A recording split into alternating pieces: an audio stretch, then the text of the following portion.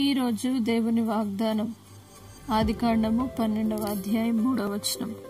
భూమి యొక్క సమస్త వంశములు నీయందు ఆశీర్వదించబడును. నా ప్రియ సహోదరులారా, దేవుడు ఈరోజు మీతో మాట్లాడుతూ ఉన్నాడు. ఆయన వాగ్దానం గొప్పది.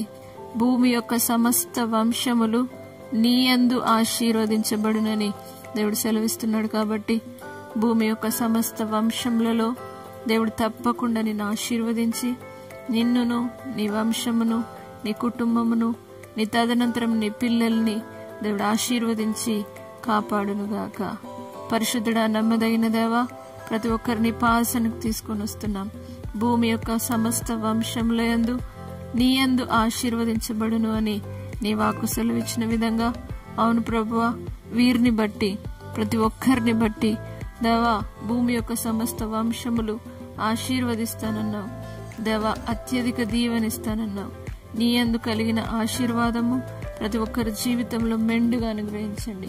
నీ ప్రత్యక్షతను విడుదల చేసి బలమైన దీవెన కుమ్మరించి ఆశీర్వదించి ఆశీర్వాదం కారకులుగా వారి నుంచి, వారి వంశమును, వారి కుటుంబమును, వారి తదనంతరం వారి పిల్లల్ని, పిల్లల పిల్లల పిల్లల్ని చూసే అనుభవం చేత నింపి భూమి మీద వారు విస్తరింపజేసి వారిని ఆశీర్వదించమని యేసు నామమున నడుచున్నాం తండ్రి. ఆమేన్.